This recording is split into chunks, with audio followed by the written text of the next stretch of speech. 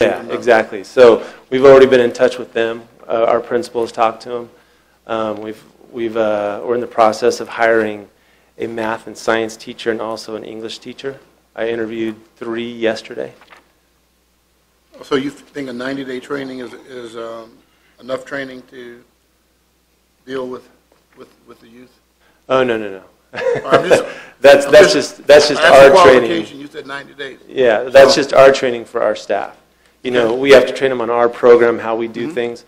We're what's known as a positive peer culture. We're not a behavioral modification. Understand? So positive peer culture, what we teach is that it's about choice.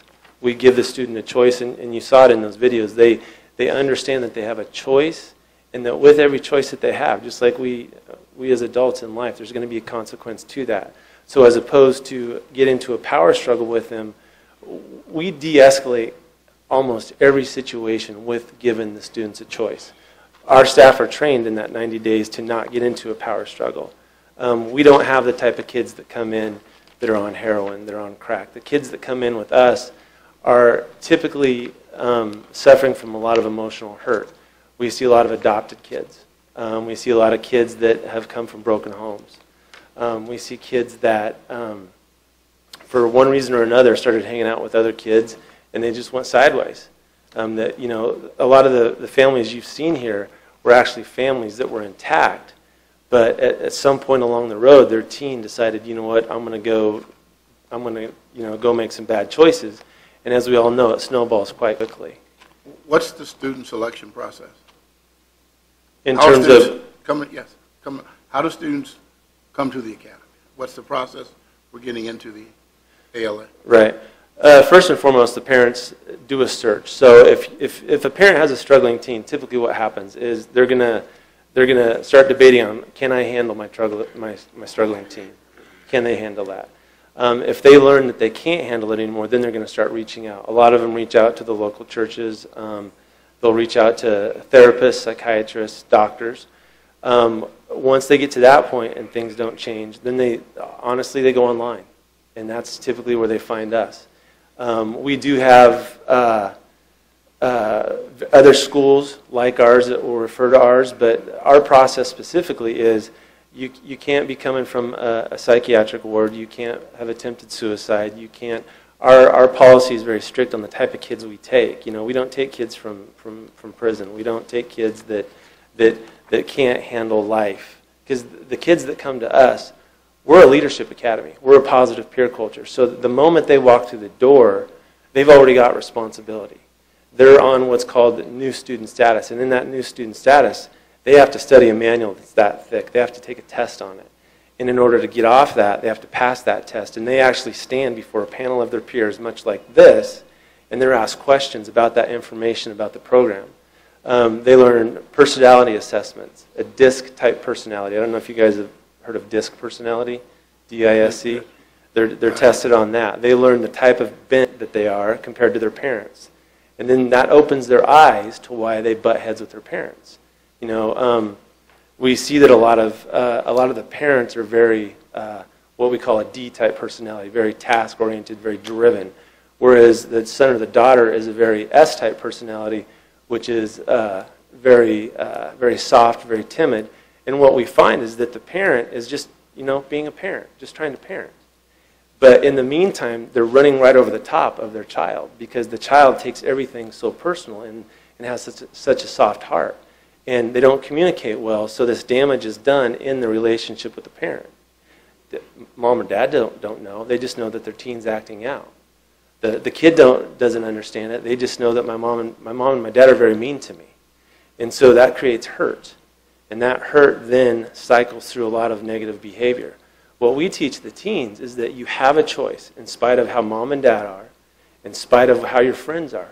You have a choice to change. And that's what we teach our kids, because we want to send our kids out into their family, into high school. We have kids that graduate in our program and go off to college. That young blonde girl, she just got a $20,000 scholarship to play soccer at a private university in Oregon. The African-American kid is going to Dixie State College. He actually tried out for the football team, the basketball team, and he's a state champion in tennis. So the kids that we get, they're just like any other high school kid. Their parents just got to a point with them where they couldn't handle their behavior. Let's talk about success rates, since you've mentioned a couple students. How would you find success for these 13 to 18-year-old children in this program? I can't come up with a percentage because it just varies so much. I can tell you that the kids... Don't you think we need to know that to determine your success rate with children, whether returning back to school or back home? And do they have the ability to return back home? What's the success rate in terms of... I see what you're saying. I think you should have to Absolutely. give me something to work with. Absolutely. So if a student comes into our program, it's a 12 to 18-month program. So at the end of the 12-month, and it's typically about 12 months, they are taking through a process of what is known as phases, 3 phases and panel work. To get to that, that's where they get to a point to graduate. They have to, again, panel before their peers to graduate and to go home. A part of... Graduation is a diploma, or to graduate to go home? It's both. So it can be both. They can actually finish high school and get their high school diploma, and they actually graduate the program portion, 2 separate, high school program, and they actually graduate the program so portion. So if I come there at 14 and I'm there 18 months, you say I can graduate from the program, but that's not my high school graduation. Exactly. Yeah. You have to go through the actual grades, and each we're open enrollment. So we just received a student 2 weeks ago. We get him in class as soon as we get his transcripts within a week or after he gets off new student status. He's plugged in. We look at his transcripts. We see exactly what he needs to be taking, and we get him going on school. How are your classes taught? Traditionally online, or how are they? We have 2 methods. We have an online content, and then we also do book. And then as our goal out here, we're going to do more stand and deliver like traditional classroom. I mean, the area that we have, our teachers, our history teachers are very, very excited.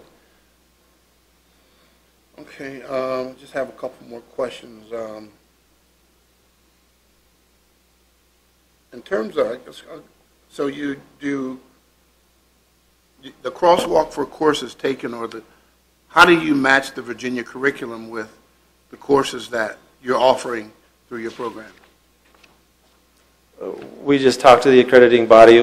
They see exactly what we do. PCI, the company we go through, Park City Independent, they are national. They are all over the place.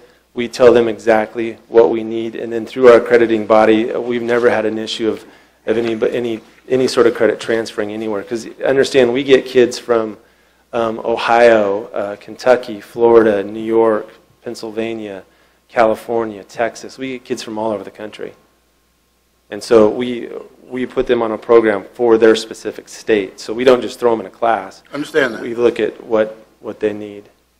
So you have a curriculum specialist who matches the state curriculum with the curriculum for each student? Absolutely, yeah. And we also have the ability to call their school and to have any questions answered that we need. But you're teaching the student. Certainly the state that you're calling is not going to tell you. I mean, you can look at the standards of learning in Virginia, right, or in Michigan, and say these standards have to be met, and then there's an exit exam for graduation. Right. So I'm just wondering how you're going to meet those standards for high school. Not necessarily. Yeah, you said you might have 20 kids, 20 different states. That's true. For Virginia, yeah, I understand that. But he just told me Ohio, Nebraska, so yeah, we have kids from all over the state. All over the country. All over the country. Yeah, we've never had a problem. Honestly, the only issue we've ever had with kids transferring is the armed forces they have looked at us and said, we're not quite sure about it. But we actually, and I honestly don't have a whole lot of knowledge on this. Our principal does. Something happened recently where the armed forces would accept. So if we had a kid that graduate with our transcript from Abundant Life Academy and he wanted to enroll into the Marines, in the past that was an issue. They wouldn't accept that diploma. I couldn't tell you why. Since then that has changed because something has happened that our principal told me about, and I couldn't tell you what it was. I just know that it's not going to be an issue anymore. We had one small school district in Arizona that had an issue with the transferring credit coming in. Our principal called them and talked to them, and it was a non-issue. So the transferring of credits, it's never been an issue for us. Okay, just last question. Number of night personnel that you're going to have on staff, how many? How many kids can you service? Mm-hmm. How many kids do you typically service in your typical academies? Right. And how many personnel are on staff during the, yes, got 3 questions, but right. All related to the same issue. Absolutely. It's going to vary during the day. Typically from 8 a.m. through 10 p.m. we have, well, let me back up. Through 8 a.m. through 4 p.m. we have roughly 15 to 20 staff present. That includes administration, academic, and also program staff. For how many students? We have a total of 32 students right now. Okay. Our staff to student ratio is always going to be 1 to 8. So let's say we want to take 8 kids down to the lake to go fishing, or 8 kids out to the barn to go ride horses. It's got to be 1 staff to 8 students. Now, we will always send 2 staff. I mean, that's just the way we are, unless it's 4 or less. As it progresses through the night, we always have an overlap in our shift. So night shift will come on, and there's an overlap from the afternoon shift. So there's an hour period where we have roughly, another 10 staff. And there's a girls' academy and a guys' academy. So the guys' academy will have, let's see, if it's a weekday, you're going to have roughly 5 guys' staff, and you're going to have 4 female staff. And then as the night shift comes on, that's when we go down to, we have 1 male staff on the male side. We have 1 female staff on the female side. Then we have a roving security guard that goes back and forth between the 2 buildings and around the property. And then we also have a pretty stout security system. Okay. Just, Mr. And I'm just sorry, board, taking up too much time. I just want you to, again, just think about defining success for these students. Mm-hmm. Absolutely. Because I think you have to do that for me. Yep. Certainly I need to talk about graduation rate. I think you have to do that for me as well. Okay. As well as discipline issues. I'm very familiar with Vicki Phillips and positive discipline, but I think you're going to have to tell me a little more about discipline and how you measure success. Absolutely. So in terms of success rate, when I heard you say that, I'm assuming what's the success rate as a student leaves the academy and goes home back to the home environment? Is that the success you're talking about? Do you ever have kids who come in and don't make it at ALA? Who don't finish? I don't know if I'd say don't make it. We have kids that come in and don't try. You say 12 to 18 months. Right. Are there students who don't make the full, who leave with the certification diploma that they finish your program? There's a few, but it's not because it's not. I don't want to know why. Okay. I'm just right now. Yes. So I need to know that number. Yes. That's what I'm telling you. To me, that tells me whether you're being successful with all students, 15%, 80%. So that'll kind of give me some indication. Okay. I can tell you that in the last 2 years, there's been probably out of,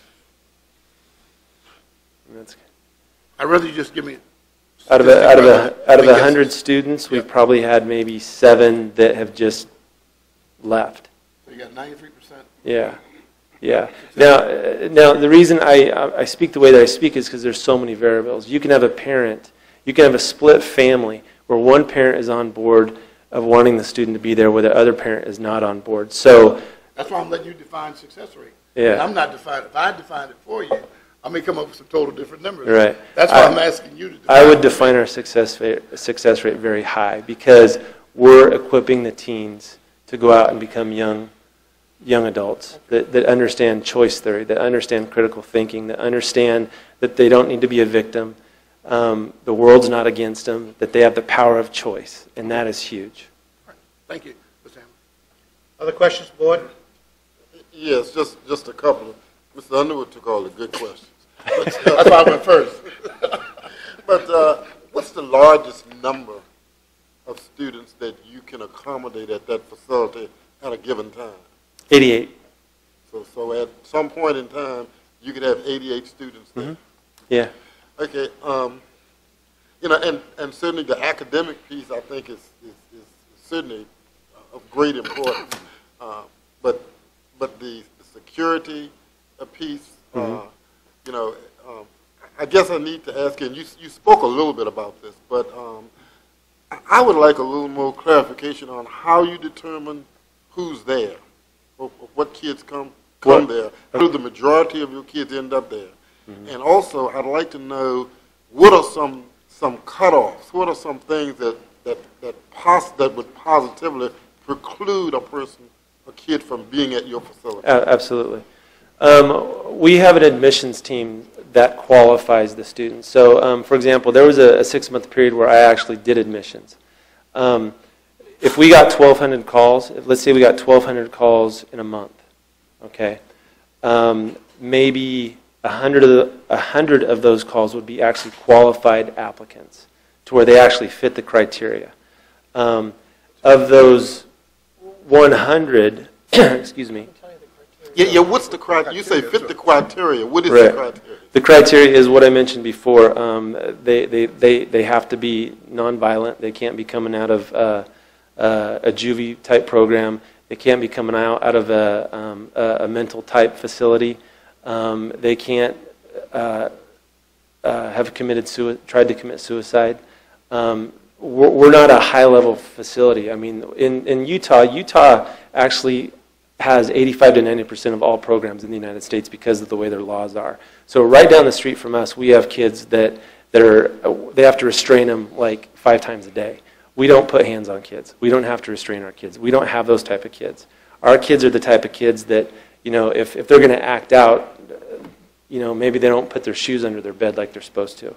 Or if they're going to act out, they might use some foul language, you know. So could they walk away from your facility at any time?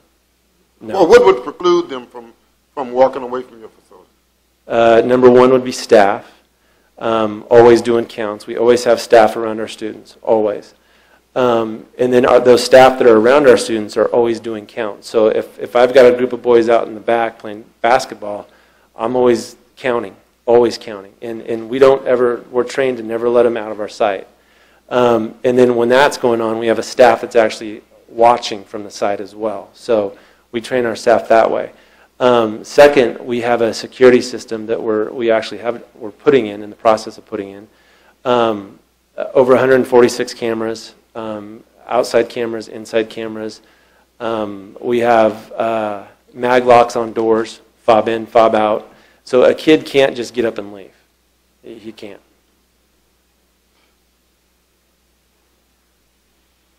Okay.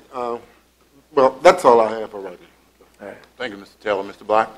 Yeah, I have a couple questions. First of all, I want to thank Mr. Manns and so forth. I got a chance to last week go down to Remuda Ranch, and it really is you're inheriting a beautiful facility. Yeah, so it's gorgeous. you got an unbelievable facility down there, and I'm not sure the residents of the county know how beautiful it really is.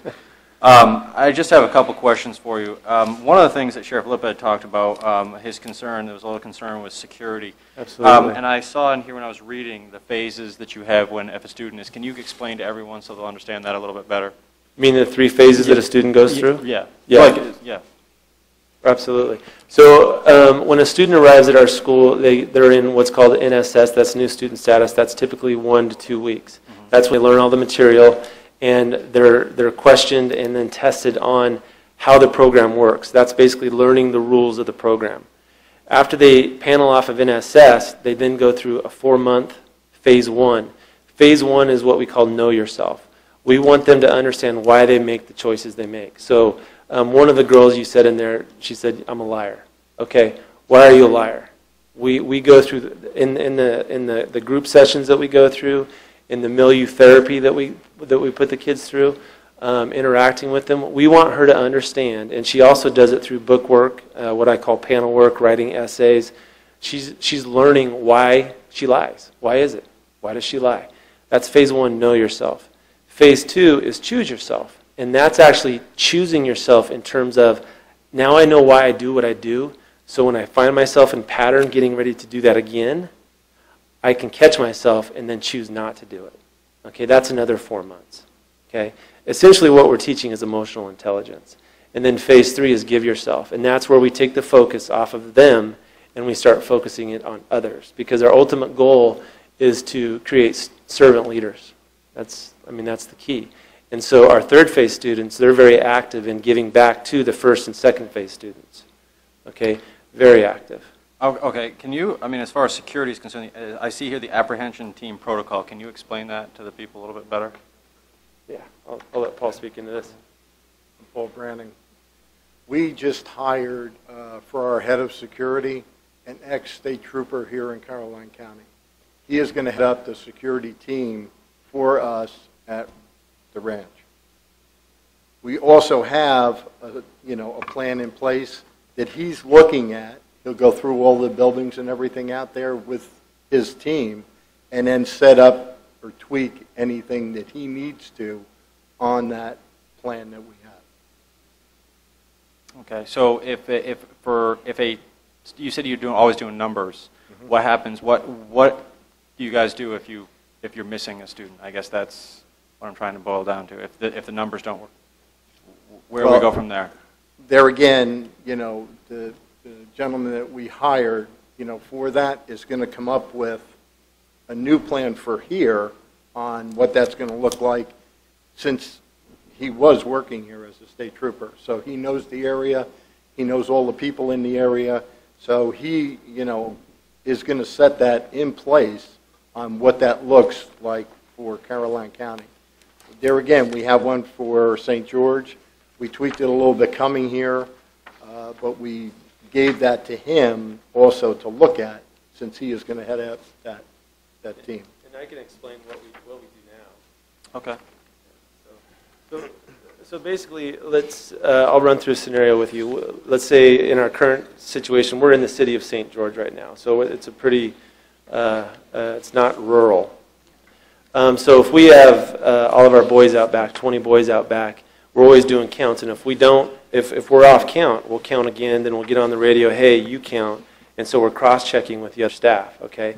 And if we can't come up with it, with the number that we need, we'll automatically pull all the boys inside, okay? And we'll count, we'll get them lined up, we'll count them as they go in. And then the first thing we do is we communicate with all staff. And oftentimes when it happens, it's because one of the kids, went inside to go to the bathroom, and one of the staff didn't radio and say, hey, I'm taking Charlie into the bathroom. Or a teacher will come grab, hey, I got to take Holly for a test. Okay, but let's say a student does actually run off campus. We will bring all students inside. They go to their respective academies, and then we point, basically, I guess, I'll say a supervisor, somebody to head up the search, and then we'll just tell them to go out and look. And we've never not gotten a student back. The students run because they're angry, they're full of emotion. It's not violence. We've never had a kid be violent in a run. We've had kids that have ran at night, and we've apprehended them within an hour. So one of the first things we'll do is we will call the police. The police request that we handle it ourselves, and we always try to do that. But if we need their help, we'll call the police. And then we have an emergency book with all of the detailed information of each student. So let's say Johnny runs. Well, here's a piece of paper with Johnny's picture, height, weight, build. We hand that to the police officers. So they have that already, and then they can put out the alert. And this is probably going to sound like I'm just saying this because I'm here in front of you gentlemen, but I don't see kids running at this facility. I really don't, because there's nowhere to run. And the kids that we have aren't the type of kids that are just going to run out into the woods, because in all honesty, these kids they're very entitled. They like comfort. A lot of the reason that they're in our school is because, again, it's that emotional intelligence piece that they're lacking. Okay, I have just 3 more questions. Sure. Thank you. What is the total number of employees that you expect to hire? Do you have a total number? Yeah, absolutely. I hired 17 over the last 3 days. So that's going to be the total number of 17 employees at the Just facility? here. We're bringing employees out as well. We'll have a total of about 43 employees. So we actually have more employees than we do students. Our actual staff-to-student ratio has always been about one-to-one. Now that includes maintenance, that includes administration. Program staff is always going to be about 6-to-1. Okay.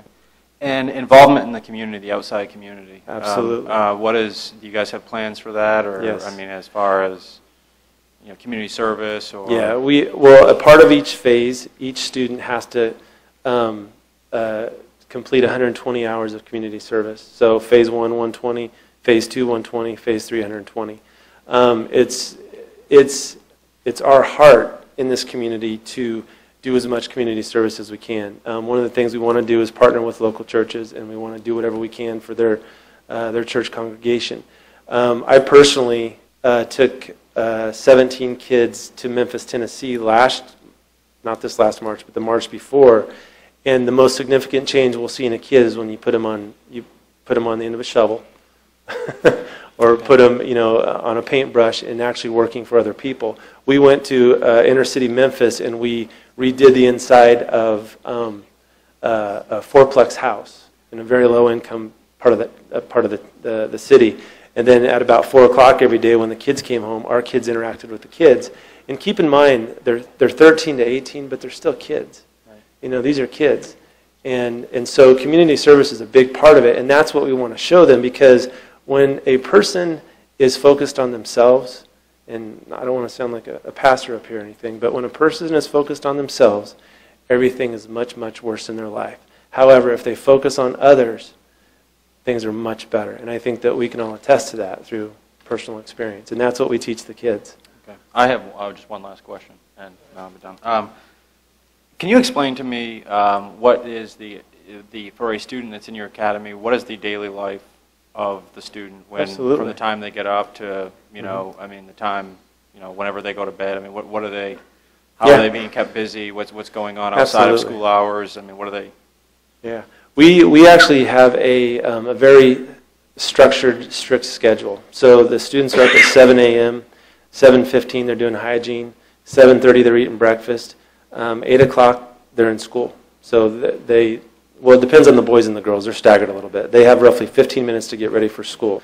They have to wear uniforms to school. They have school uniforms. It's basically khakis and a polo shirt. They go to school from 8 o'clock until 2. And then at 2 o'clock, they'll go to physical education, and that will be, it could be weights, basketball, running. We're going to put together an actual physical education curriculum. The boys, when they come in, all they want to do is lift and get huge.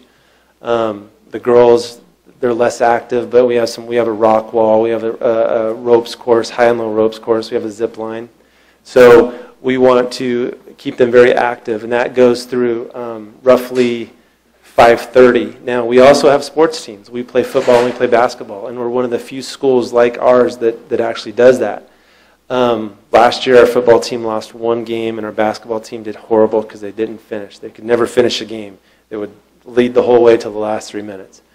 So during football season, we're doing practices, daily doubles. I mean, we're practicing every day, and we're in Utah. We played 8-man football.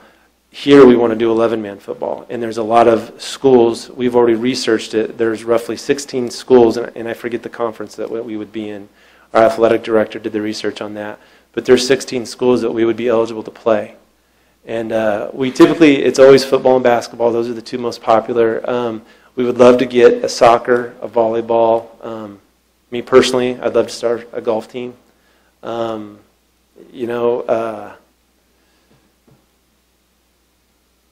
What's the other sport that's popular on the East Coast?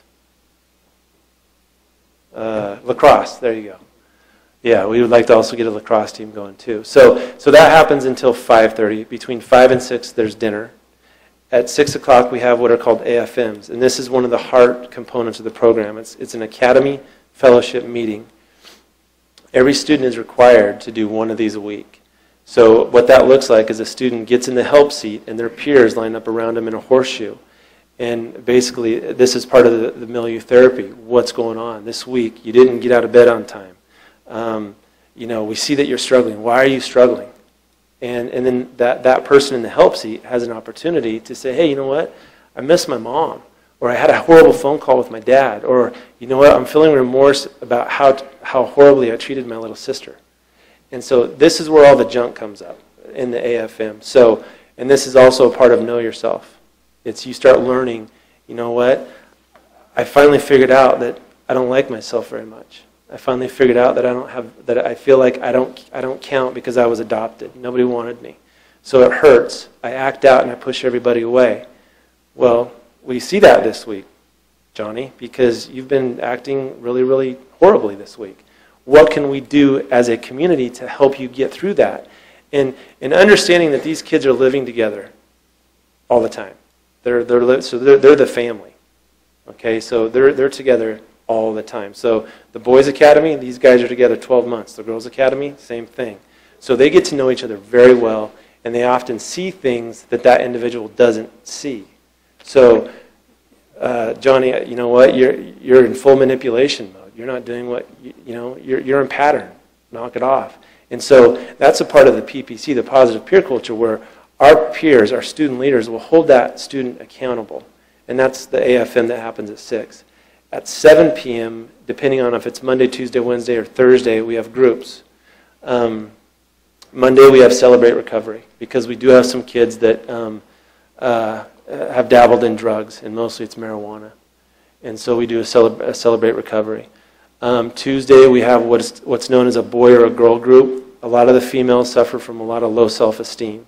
And because of that low self-esteem, they will then go out and not honor themselves with boys. And that's usually a lot of what happens with the girls. Wednesday's worship night. We're a Christian organization, so we like to worship. That's Wednesday. Thursday night, that is a group for phase work. So phase 1 students will be doing phase 1 stuff. Phase 2 students, choose yourself, will be doing phase 2 work. And they have books to read. I don't know if you are familiar with the Arbinger Institute. It's a leadership institute.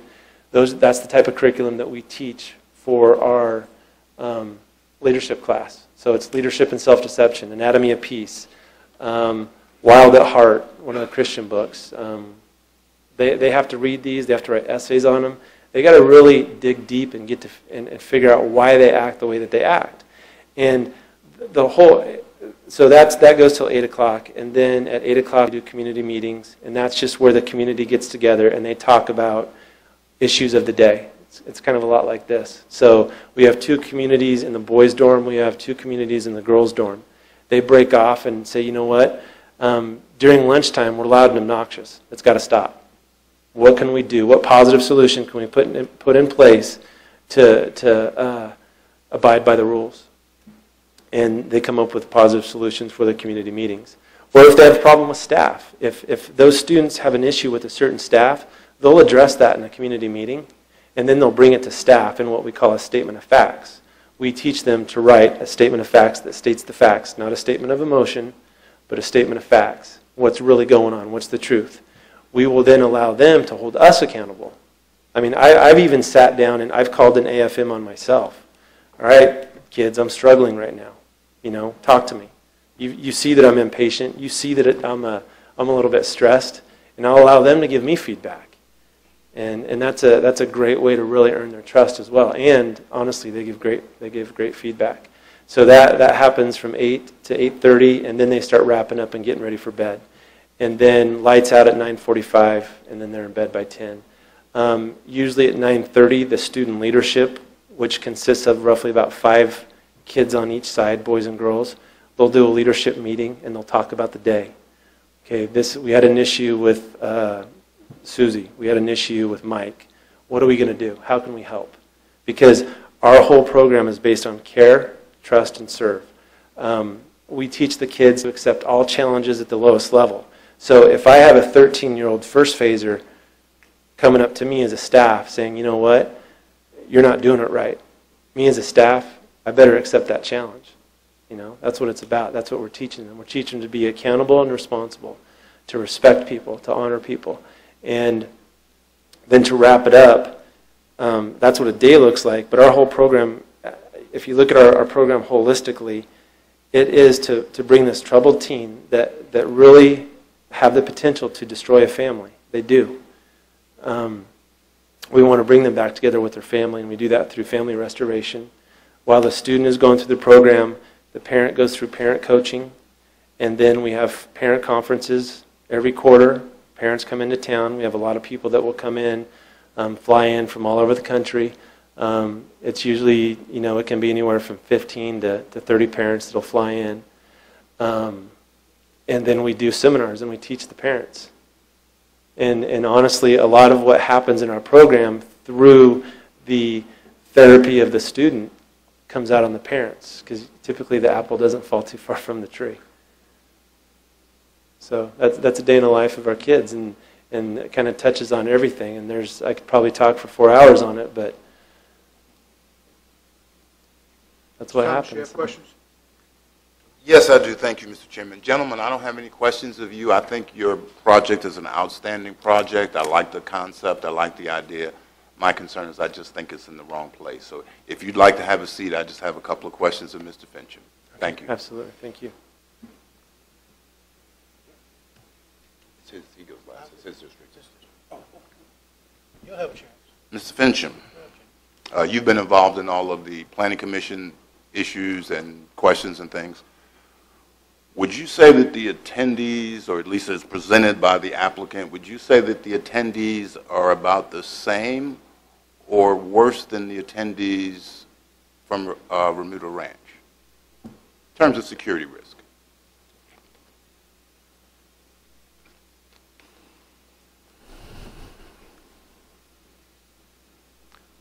I think given the age group, there's probably more concern about the potential, for example, for runaways. 13 to 18? Yes. Okay.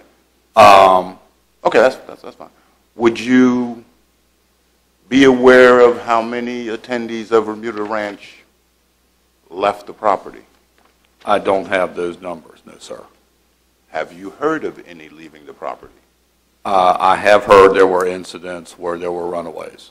Okay. And Sheriff Lippa might have some figures, not off the top of his head, but he might be able to get you figures based upon calls to him. All right, and that may be the case. I'm not sure. I have been traveling the road from Bowling Green to Sparta Road and Passing Road, driving myself, and I just had to realize for 40 years, I know every turn in that road, and I was hoping the sheriff would be gone because I have on an occasion driven maybe a couple of miles faster than the speed limit because I was late getting to church. It takes my best trip from Bowling Green to that corner, not all the way down, is 15 minutes. And I don't think the deputy's car is going to be much faster with the lights and those curves. So my fear is in 15 minutes, a lot happens. And that's one of the big fears. So I spoke to Mrs. Rinaldi a couple of Sundays ago, and she informed me I had no idea that people from Remuda had actually left the campus. And I'd been down there for the entire time. I went to their opening, had no idea. She said it was a familiar occurrence for people to just pop up out of the cornfield because there is a cornfield between there and Sparta Road again. So, your professional opinion, they're about the same. If that happens, as Mr. West said in his commentary, there are a lot of seniors that live along those roads. And 15 minutes again is an eternity when there's something going wrong. So that's the one thing. The other thing that concerned me is in the Abundant Life Academy protocol, they mentioned that they have 15-minute bed checks.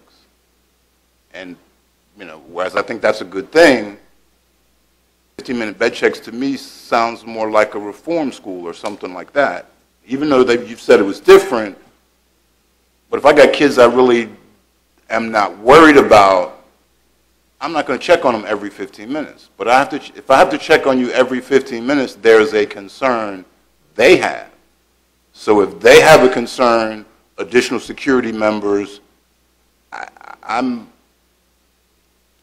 very apprehensive about approving this particular project. And I think if we looked at a different location, that's not really for you, but for the applicant, if we looked at a different location, for me, I'd feel much better. But